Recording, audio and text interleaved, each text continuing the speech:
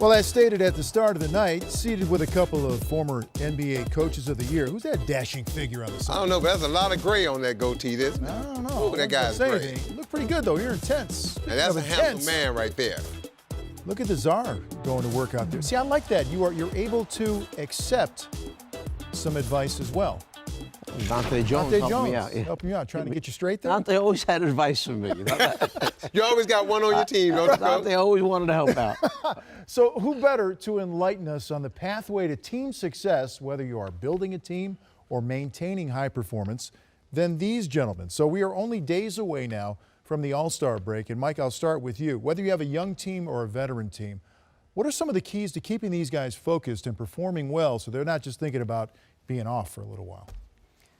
I always felt that I dealt with 4 times during the course of the year whereby you could steal games. And I would try to sell them on the idea that one was coming out of the gates, out of the chute. If you have a veteran nucleus coming back, they already know the sets, they know the defense, they have the options to the plays. If they're in decent shape, they're going to steal some games because they've been together, played together, they know what they're doing. Secondly, it was the 10 days right before All-Star break because some of the teams go on vacation early. They're so mentally fatigued and so beat up, they can't wait for that All-Star break. So I would impress upon them, this is the time we can make up some games and win some extra games. Third, coming back from the All-Star break. A lot of teams don't come back from the All-Star break. Hangover they stay out there and they're mentally not ready and their injuries aren't back yet.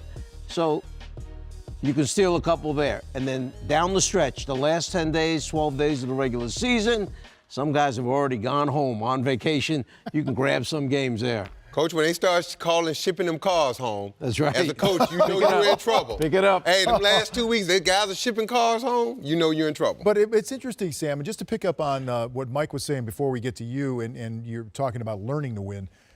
It really is a matter of keeping guys on track. That's 24/7 job. Is it? You know what coaching is? And coaching tell you, it's salesman. You got to sell these guys. He used the right word. I try to sell these guys on these 4 things. You got to paint a picture for these guys. You got to give them a vision, and then you got to walk them through the process, and that's how you get it done. And it's every day reminding these guys, pushing them, challenging them, trying to keep them focused because this season is a grind for the coach. You know it is for the players. All right, let's get to what I said you were going to talk about here, and that is that expression we hear, learning to win, okay? Teaching teams how to win. Sam, you're fresh out of this because you had that young Minnesota Timberwolves team, so talented, but yet and still they need a direction. They need to all be going in the same direction. How did you get them started? Well, first of all, when you got young guys, I try to remind them that they're already winners. All these guys from high school, AAU, college, they've won. So when they come to the NBA, it's all about learning. 2, I always make sure they understand we're not losing because we're not talented. We're losing because we're young and a lack of experience. And as our experience grow, we're going to grow as a team and get better.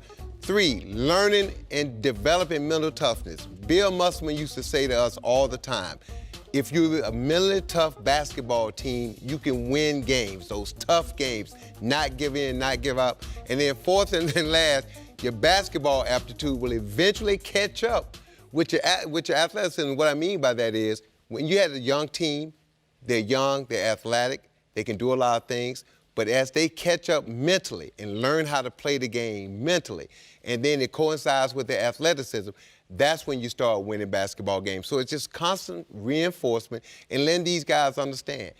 Everyone loses. 95% of the players coming in this league as rookies, they lose, especially if you're a number 1, number 2 pick because you normally go to a bad team. But it's not because of talent. It's because of learning and experience. And once you gain those with reps and minutes, then the winner's going to take care of itself. You know, Sam, just to wrap this up, it was interesting because I watched you on video, and then I saw you on that graphic that we had, and now I see you here. It looks like 3 different guys. Are you a secret agent? Is this a cover? Are you working for the government? Well, you know, there was times when I thought I was a little CIA agent, man, or something. You know, look, you can drop me off right now in Columbus, Georgia, and I can find out what's going on. but I'm not going to some of them other places. That's all I'm saying. Is that really you? You're really Sam Mitchell right now, right? Absolutely, okay, right now, until you drop me in Columbus, Georgia. You see, you don't hear me saying other places overseas, right?